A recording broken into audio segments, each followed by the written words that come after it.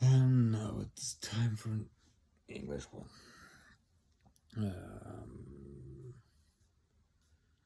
And oops. And here it looks. Anyway,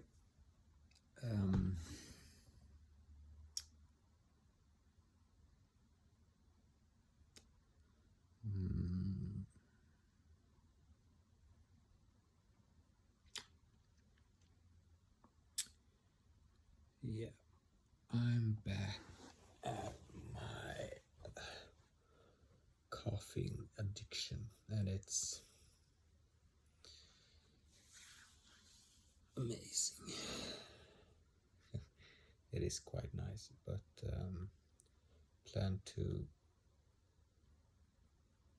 end it cold turkey tomorrow after a sort of a week of quite much.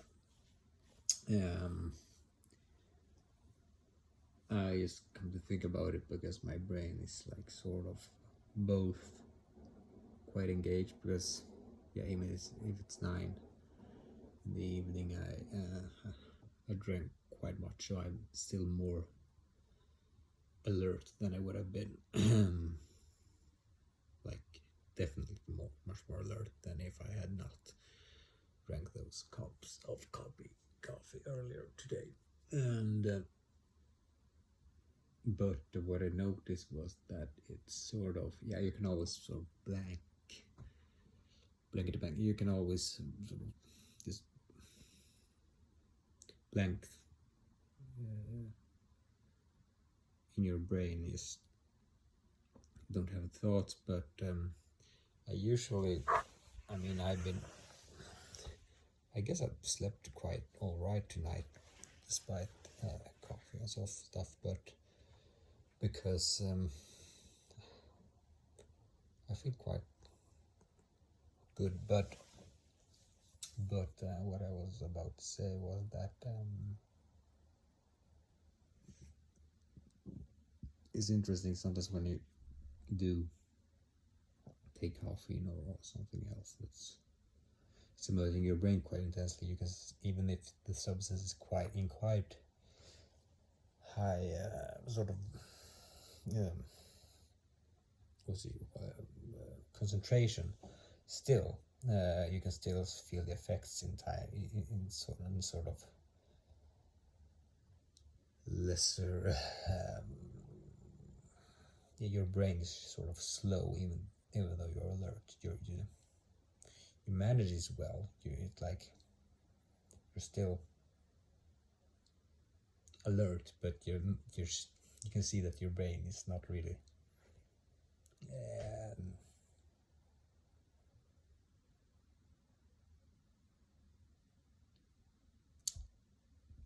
it's affected anyway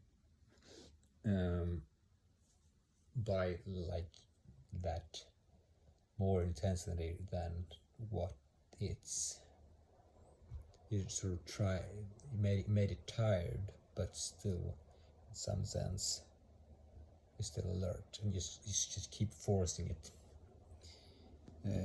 It's like if you're a comparison would be if you're staying up all night and doing something extremely like important. That the difference is perhaps you will feel tired, or if it's so highly intense that, like for example,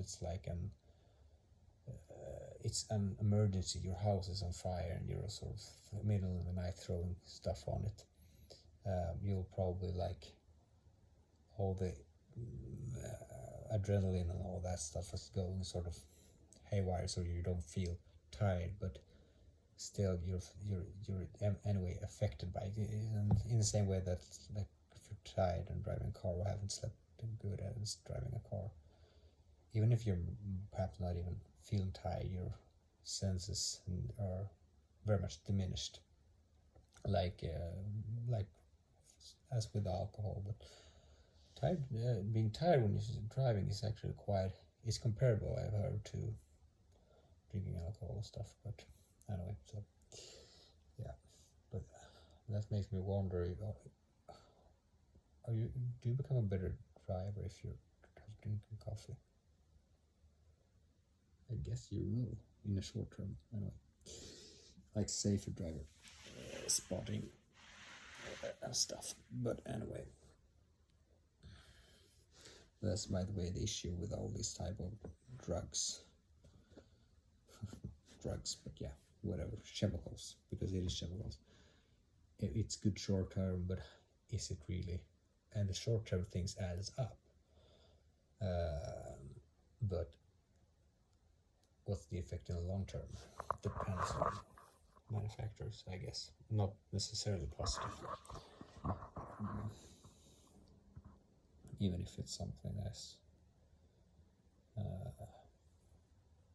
what's the English word? Oskyldig.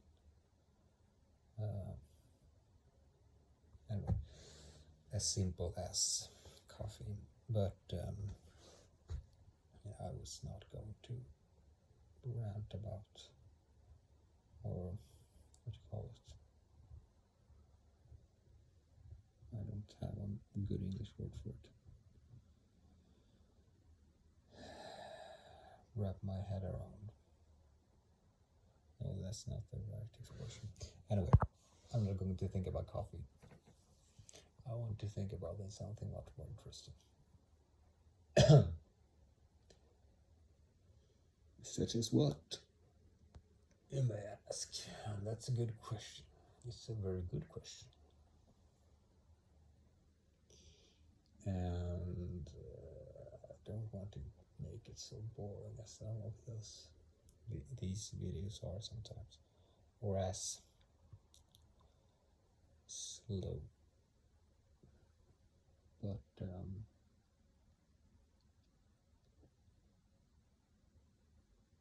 yeah, I really feel the effects of being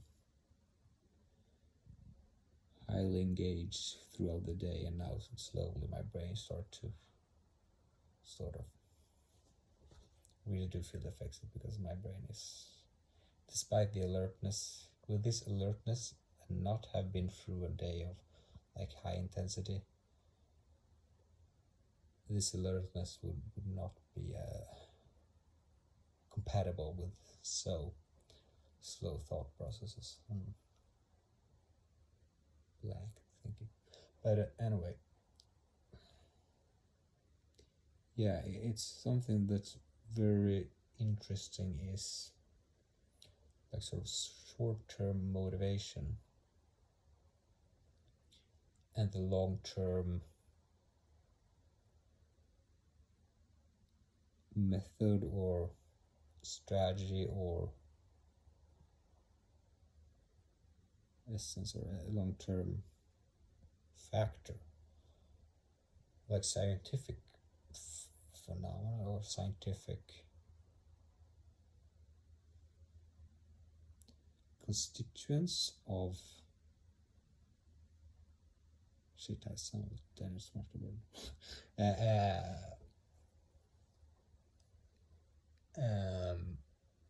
Of long-term motivation.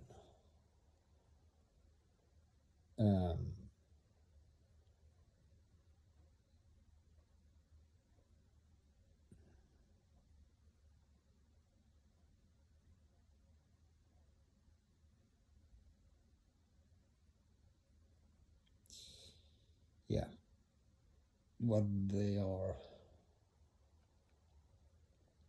I see short term and long term because there are a lot of, I bumped into quite a lot of things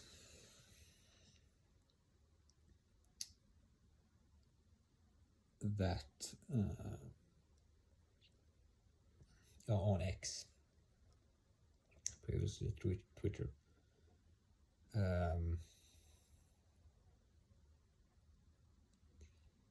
that for me is highly, I mean, I don't know, motivated, but inspiring at least. And I think inspiration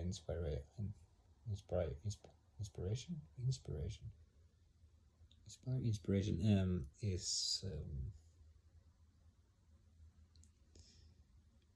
yeah, it contributes a lot to motivation, I think. That's a not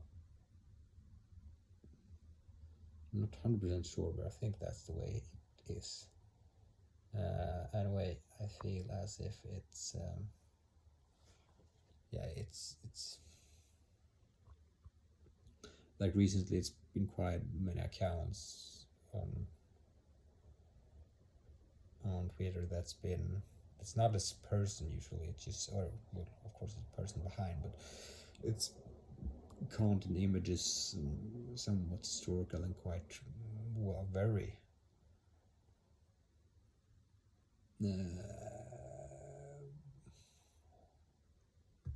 I don't find a word that deserves to describe it. It's powerful. It's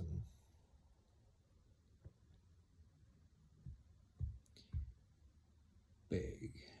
It's yeah. It is, and it's usually just historical pictures of sort of making. Some of them just sort of Roman pictures, or just like a warrior kind of, in a way that I do not find childish, even if I do know that some people would perhaps classify it or find it as, I do not know. I'm hesitant to use the word childish because I feel quite the opposite, but I can understand where I think some people would interpret it as such. In the same way, perhaps, as some people think computer games is quite childish in some sense, or I don't know. It's actually an interesting thing in and of itself, because the reason it's quite very interesting actually. Why do I use this word to? And I think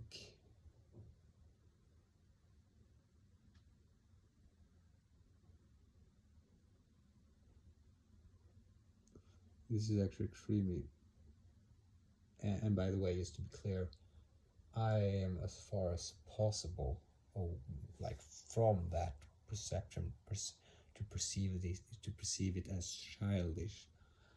For me, it's quite opposite. And I think it's the same. I think it's same reason, just because it is so amazing, really good, like engaging content or inspiring content, is because of that. Because all extremes, I guess, have a tendency to appear sort of, but it's like, I think, an attitude things, because take, like, when it's perhaps a male female thing too, I don't know, but think about a group of guys getting extremely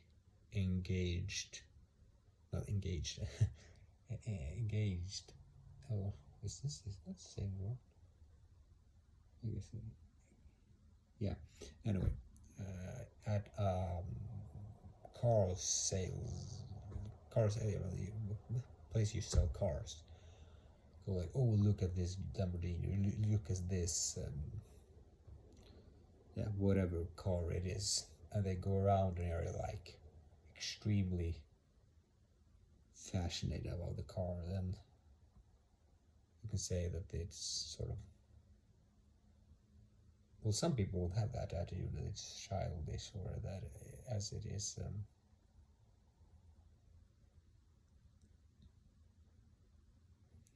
and I guess all people in some sense could be perceived as childish if,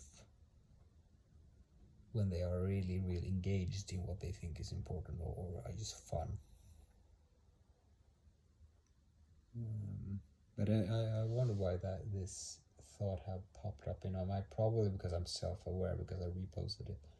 I thought of it as, well, some people will have that attitude, and I don't think it as a necessarily as a, well, it could be a disadvantage to think about too much about people, what people think about you and so forth, but it's also a good thing. It's not good if it inhibits initiatives, which is obviously the case for me and all people to different degrees.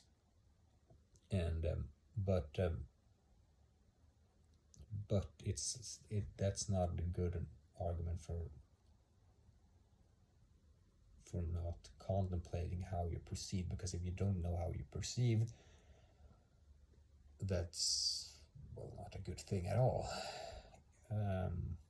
Definitely not a good thing at all, but that should not,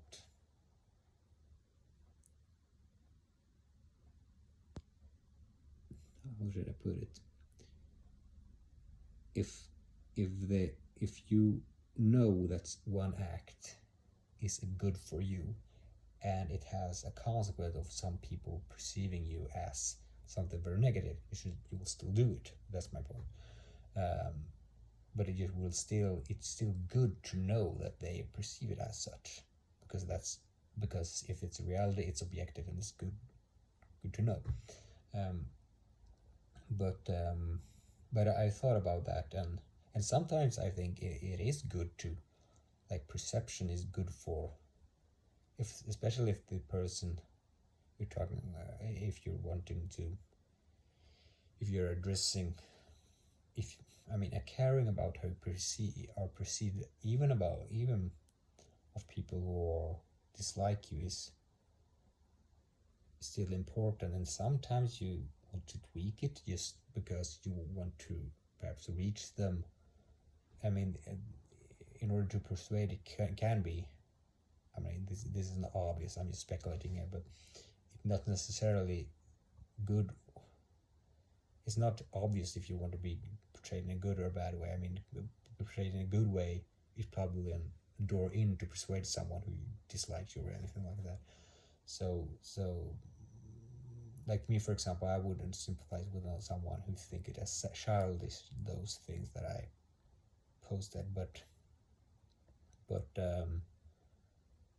I'm still aware of it and thinking about, okay, what's the reason? Is it something about the content that should be or could have been, I don't want to say better, because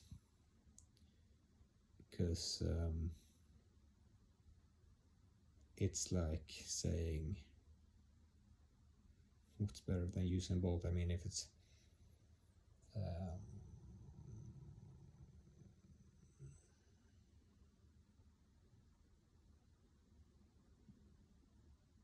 and sometimes the flaws are the things that makes it, and that's why I'm thinking about this thing as the things that make it childish is or childish is also the thing that makes it great. Even though I don't even want to talk about it more, because I don't want to imprint it as that, because I think it's opposite. But I am so interested in why that occurs in my brain, that thought. Not that much that I think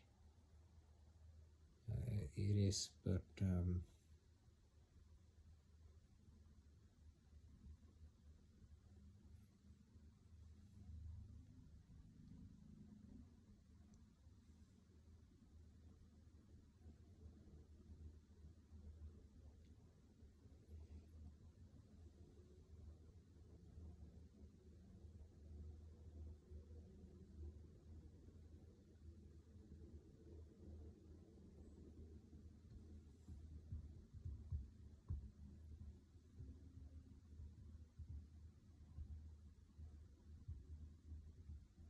it's interesting though. I mean, this is really interesting, because I'm trying to sort of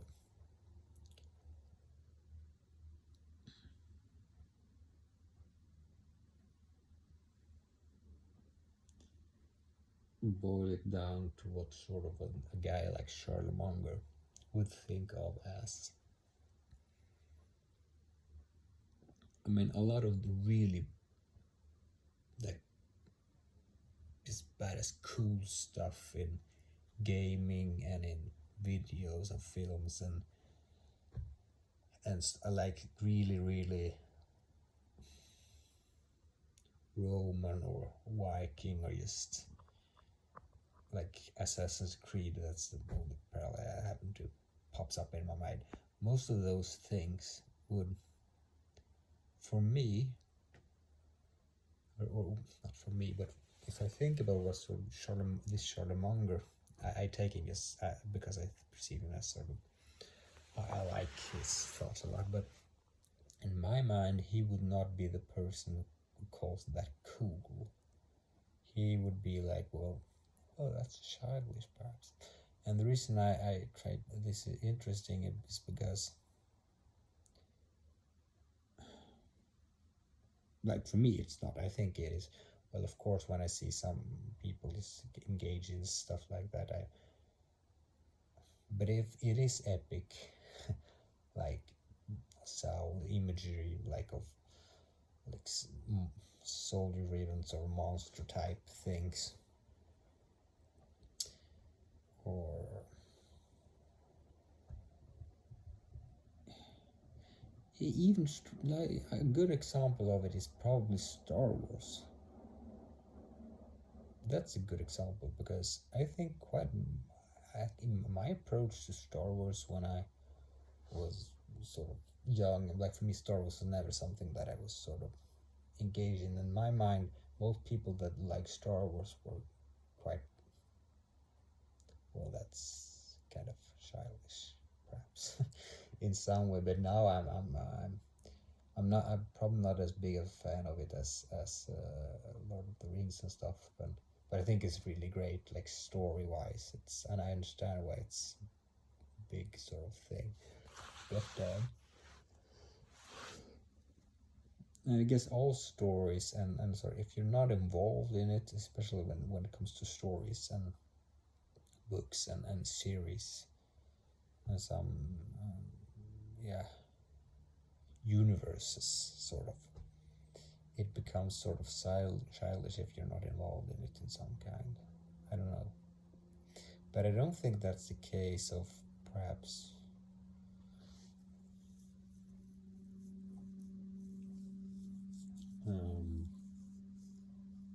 this is not what I wanted to go with this. I was more interested of this amazingly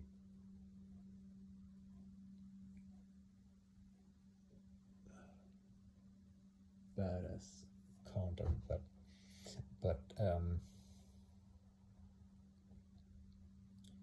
I just can't let go of this thought. Why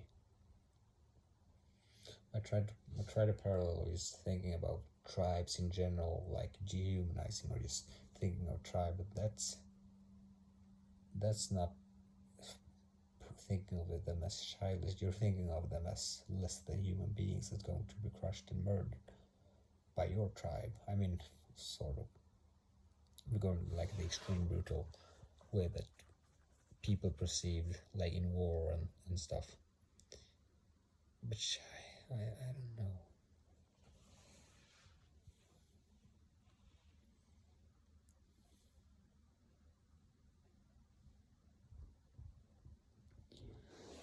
But yeah.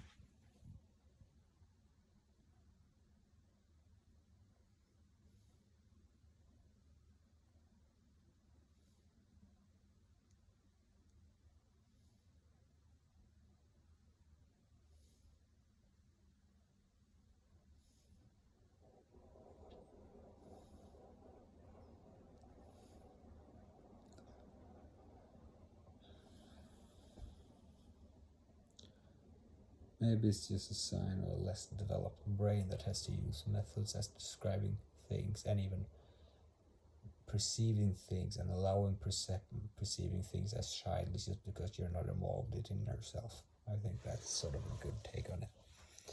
Yeah.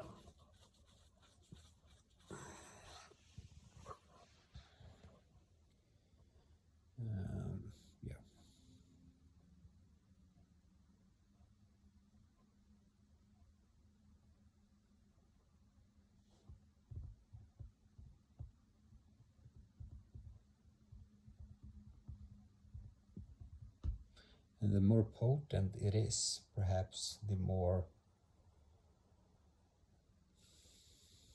stronger the urge of describing is as such it will be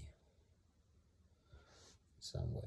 I don't know why I think that, but it just struck me as that's the way it has to be, sort of. I mean, I'm not necessarily saying it. I don't know if I want to like take something as faith, religious faith. I don't know if we need more of it or less of it. I actually haven't decided yet, but I do think there's a lot of good things coming from it and a lot of bad things. So,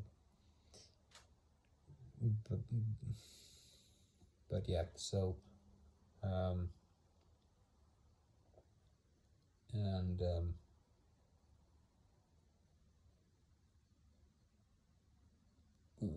yeah, so from the outside, many people, atheists and so on, I think the quite usual take on it is that it's dumb, and they act as if you think of them as sort of dumb or as they're doing is just because they believe in something that actually not. Childishness would be probably one way to perceive that.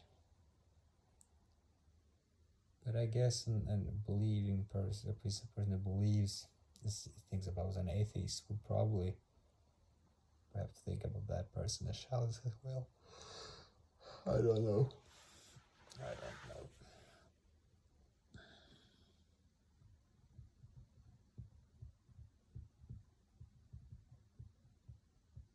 But I guess there's something to like old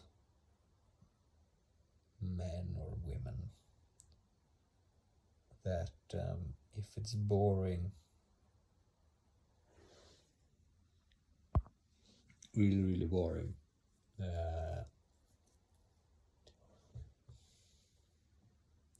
you sort of you could if I'm going to make an argument for sort of why it could be perceived is good to be perceived as childs. Even though I don't think so. Like I'm thinking of the Charlie Munger attitude again, like a man that I would guess would not be engaged in that sort of imagery, thinking that that's cool. He would more be like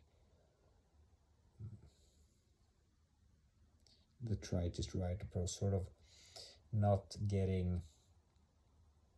How should you perceive it? How describe it? And not needing that imagery or that sound or whatever it is that is so, which I think is crucial for anything. But in some way that would be the same to say I don't need. I can manage with 1,000 calories less a day, even if I'm at close to starving. Not starving, but close to. I'm still living long and so forth, but I don't have any energy at all. It's not necessarily a good thing. Like I can manage without social relationships, but what's that kind of a life? It's sort of a what if it makes you exalted and inspired? What's wrong with it? I guess I'm trying to say. And even if and I actually think I like a world without music. If that's a good word, a world without laughter, anything. No, it's actually what makes life, sort of. So, but still, I'm thinking of. I guess it's an attitude thing. Some people are not just engaged in such extreme content, and when I say extreme, I mean sort of deep, like sort of emotional depth. Like for me personally, I love things with emotional depth. I think that's I think not liking that is like being sort of dead, and most people are dead. I mean, emotionally and intellectually also, for that matter. But sort of to say, I love people, lots of people, but for me they're sort of, I don't know, it's as if, but I still do think that most people have that sort of deep, what's the word, deep, there's a word, longing, you could say, for depth of both meaning and feeling and so forth. But I think I'm certainly that much more extreme than most people, I guess. I feel that it's essential, basically, for a meaningful life, but still extremely hard to get, really hard to get. But that makes this strife sort of worthwhile. I don't know. And I guess it could be perceived as sort of childish, or of those who don't have that strife or that, yeah, and are just like dead pale sticks. Never to be sort of rude, but yeah, most people have their interest, and when they go into it, I mean, it's still can be perceived as childish or something like that from the outside. I guess one reason I was aware of it was that I actually sort of republished. I have never done that before. I'm just doing own content, only writing, and then I started to repost this sort of stuff, and I thought of it as, perhaps that's why it occurred to me, because I had to think about what other people would think about it. But I actually think the thought would have crossed my mind, even though I'd not done it. But there's still sort of one switch in my head that says, yeah, I get that thought, sort of that childish thought, but no, it's fucking amazing. That's sort of my response, and I think it's the most response and most sort of, perhaps men, at least men who are sort of have learned to appreciate stuff, to put it that way. But I mean, fine, you don't have to appreciate everything. I mean, people appreciate different things. That's how it is. But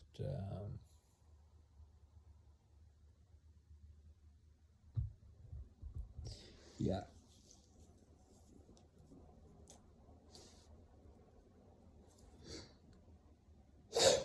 Well, yeah, I guess I'm tired.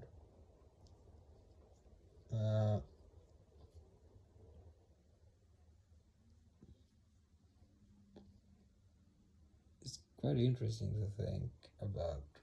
I mean, getting perspective on your own thoughts is, and depending on who, I mean, it's quite hard. I mean, that's sort of a process, and taking the, no, I really want to get this right. There's many thoughts bumping around in my head that I want to not forget here, but I'm thinking about excessive self-regard in Munger. His 12th, what she's called, I forgot, cognitive biases, or yeah, and he's like, it's crucial to have a real rational perspective on your own thoughts and stuff. And here's where I lost all my thoughts. Damn it, what was I about to say? No, it just meant I felt that I have so many great thoughts that I wanted to combine. I lost them all, except that one. I don't know where I saw it.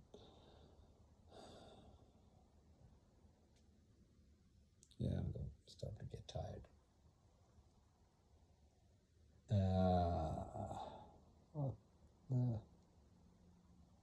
A rational view of your own talent and your own. This was extremely interesting. On your own thought process.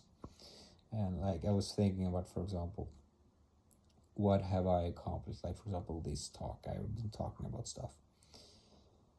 And it's like, it's important to do good stuff with your time. It's important to have interesting thoughts, and it's important to have, so on and so forth. I mean, interesting, and not just only interest, but things, thoughts that actually contribute to yourself. And I think many people have an attitude when it comes to thinking about stuff that can be sort of, it's something that I dislike quite a lot, because I value thinking so highly. But you could think about stuff in a way that just you're thinking, not never getting anywhere. Of course, and it's sort of a perspective we're all thinking and engaging in stuff. So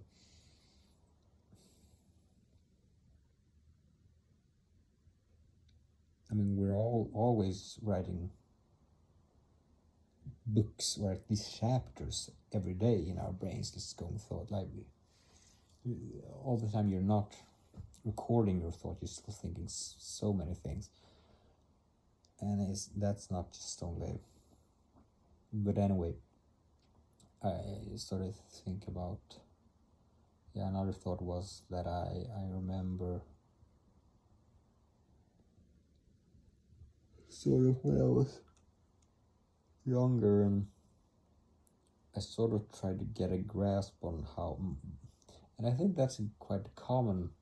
I mean, we usually, for sure, compare ourselves to peer groups and friends and stuff, but perhaps we don't get much feedback from that necessarily, and also against sort of parents, because that was my thought. I was thinking about how I come to value and try to put rationally sort of grade my own thinking by the help of my parents, not like asking them, but perhaps at times, yes, but not straight out, sort of, how good am I thinking, how constructive are my thoughts and stuff. And that's quite a hard thing, but as Munger says, he just says it's hard to like rationally evaluate your own thoughts or your own actions, or how good you are in general in a specific domain, and so on and so forth. And to be honest, I mean, it's how should you know? I mean, most people are not amazing at all at grading. So if you're average, and average people are trying to evaluate you, they're probably going to be quite they might say you're just average, but I mean, getting to the right estimation, you probably have to be quite high above average to get close. Oh no, perhaps not, but I just mean it's hard, and you can get it right, but it's hard to sort of like pin down how good are you on any domain, how good of a thinker are, how good of an action taker are, how good of a communicator are, a relationship builder, and so on and so forth. And it's even that, I mean, it's usually comes down to sort of perhaps specific talents, like for example, reasoning skills or relationship building. I mean, that's not exactly, perhaps it have come, like I've heard that IQ has quite a wide applicability to sort of many skills or something like that, which is obvious, of course, but But even in sort of the EQ thing, not only the IQ, but still there's still people with quite low IQ perhaps that have, at least not so high, that still have EQ, or at least really good initiative, social bonding skills.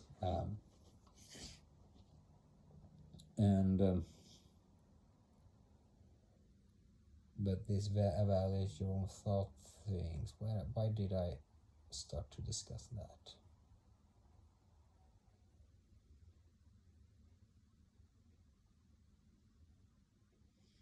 I was thinking about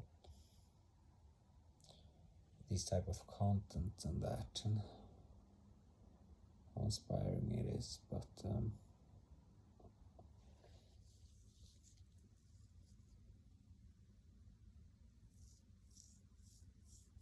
but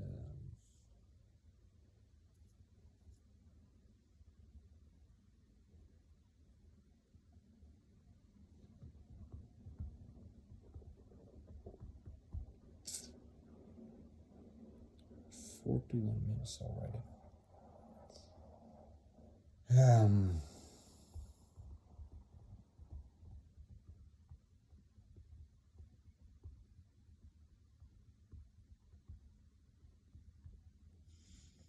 But that's sort of, by the way, that's sort of a thing.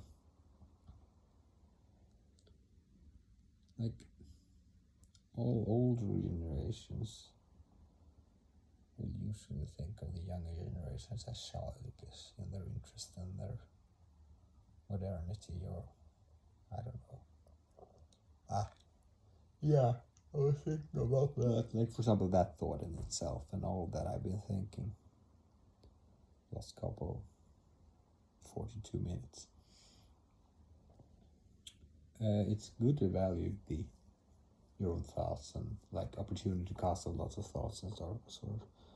But of course, you're not never going to nail it perfectly. But you're sort of, everything could be better always. So it's not necessary to be too critical if it just.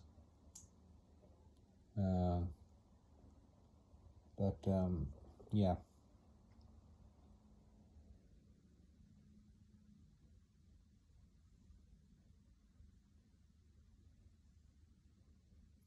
Yeah, that was one thought I had. Like, I have a quite much difficulty with people who are just like, oh, you think too much, you have to just do stuff and live life.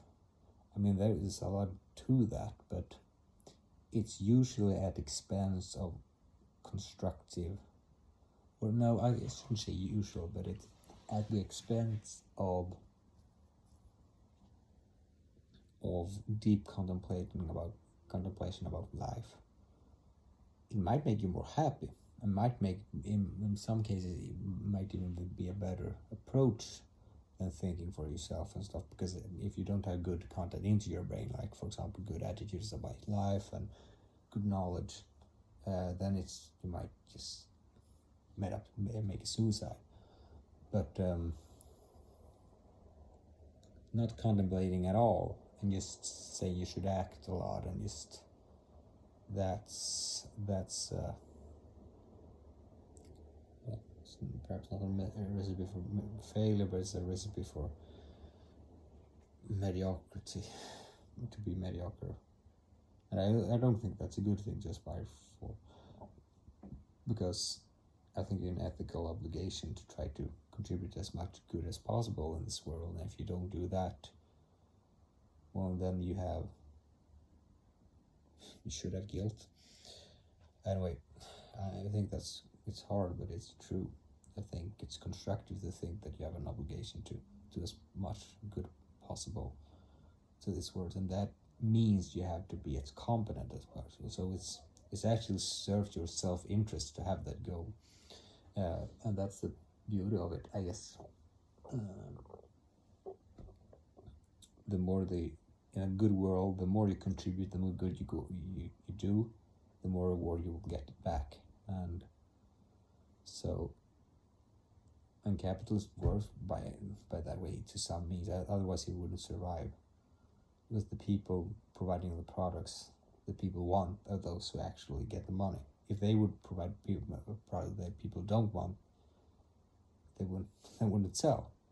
Now it's short term, and that's the and it's not with the like second order consequences, like sort of common goods and public resources and stuff like that, but it's still good enough to survive, and having all sort of government mechanisms jacked into it to prevent it from being too bad when it is bad. But but I shouldn't dwell on that too long. But I think that, by the way, an extremely important thought in life. For example, I think that's one, if not top 10, if not top 3 ideas, I think, in that I have in my brain is probably that. Or if it was one idea that I hope was spread, I actually don't think that's a common thing, but think of it as to make as much good as possible. Perhaps it's not, because most people would perhaps be naive of thinking what they think is good for the world. And so, yeah, maybe I am too, who knows. But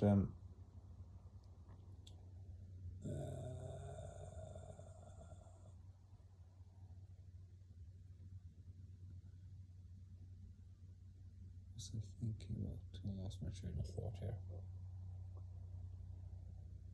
Totally lost it. But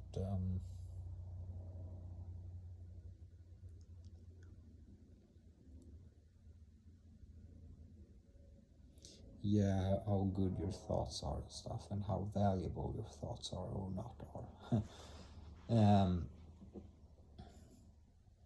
And I guess this is a quite direct consequence of like for sure genes and stuff, but if you're just considering the things that you can affect, have an impact on, it's like the ideas coming into your brain, and that's usually from books and people.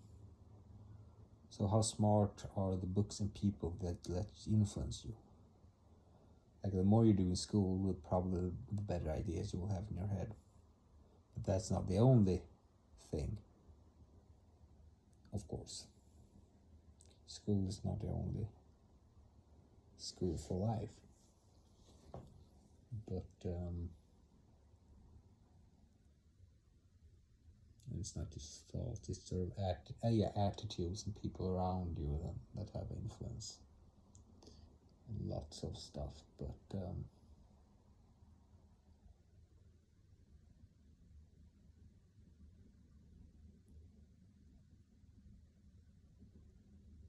yeah, I think that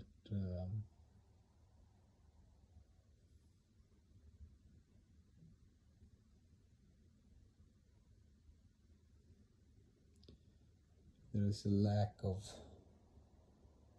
dangerous lack of, or there is a extremely destructive lack of, I'm not sure to say lack of admiration of deep introspection necessarily. I mean, the ideas to come into your brain is so essential, but because I really think it is extremely important not only to read, but also to contemplate the content in itself. And I mean, I don't know, people are different, because I am really interested in thoughts, and I mean, if some person is not that, I mean, maybe it's a bit too much is forced to read a lot. Maybe I should read more. I've still not decided if I should read more or not. I mean, I guess I've been reading for a long time, but perhaps not a huge amount every day, and I use the internet too, so perhaps that's adding up in some way. But as like Charlotte Munger said, it's not enough to read. You have to, or it's not enough to learn things. You have to use them, and it's sort of similar. I mean, if you read stuff and don't think about it, or sort of, and me, it like, I'm, if to be super critical, I mean, sometimes I feel, well, there's a lot of things I don't use my brain that I should have, but at the same time, it's, I mean, that's always going to be this case, that you only remember, like, it's impossible to measure, I guess, but you only remember a percentile of what you read, and after that you're forgetting a lot, and again, so it's just such a small part of what you read in your brain sort of consumed that actually stays there and is used like often, but and that's the case for everybody. But in the long run, I mean, what adds up in your brain, and if you use it, like for me, I happen to, some ideas just happen to stick, and it's quite rarely they stick so much that I use like daily, or at least quite often, but in some way they have just stuck there in the brain. And I guess the reason is the reading and the deep contemplation, which that was the main thing I was thinking about. But the contemplation thing, I think it's extremely important, but without the ideas, I mean, I guess you could say both is extremely important, because if you only read and don't think, I mean, you could make the argument that people, if you read enough, it just solves itself, and I guess that's true. But then, and I think at least if it's interesting enough to make you sort of engage in those good ideas, if it is good, like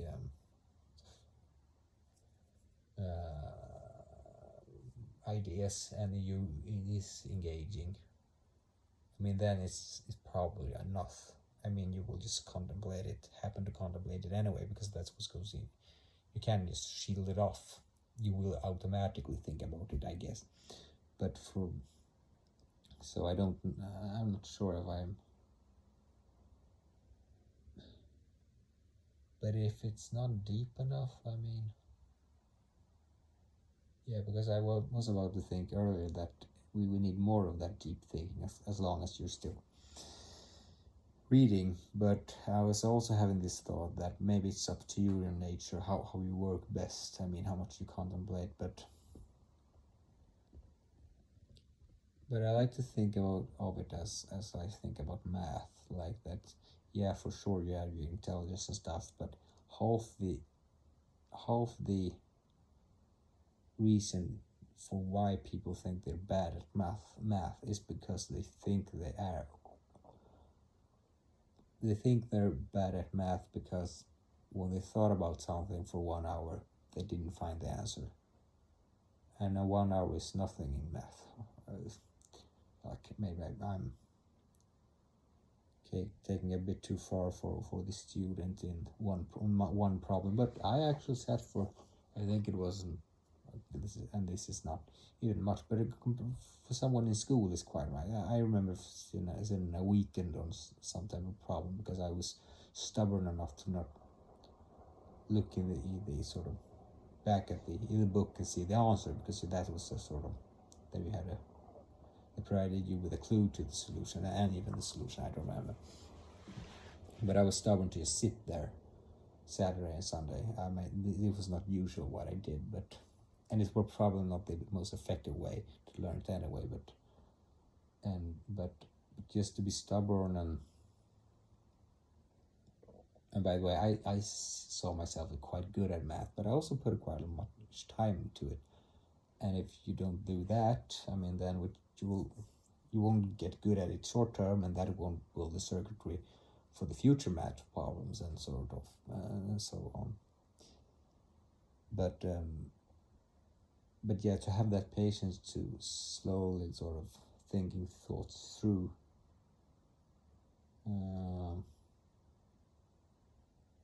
think that's actually, I'm sort of thinking rational about stuff.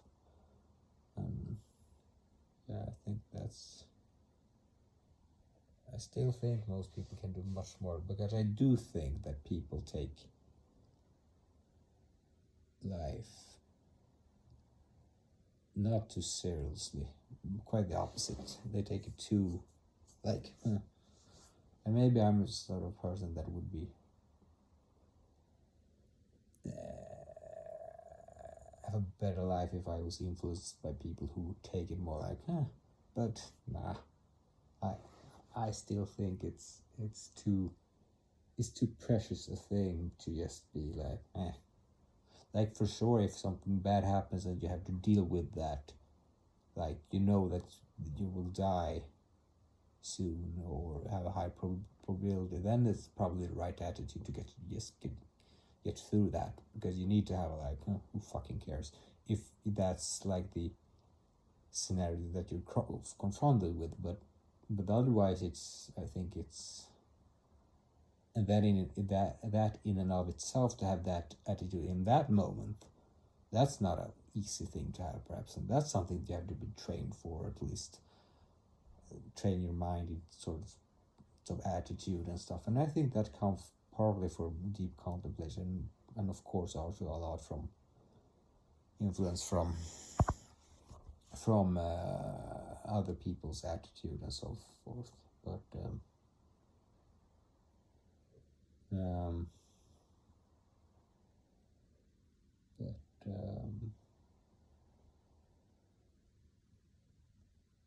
yeah, maybe I'll be content with that.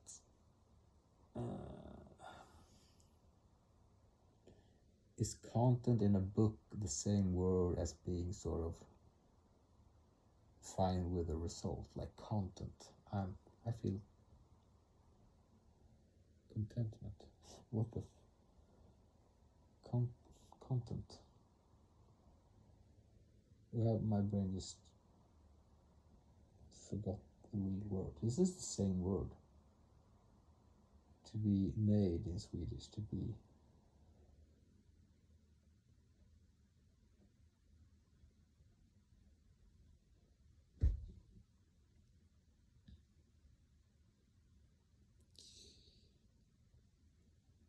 Jag har hört det svenska så.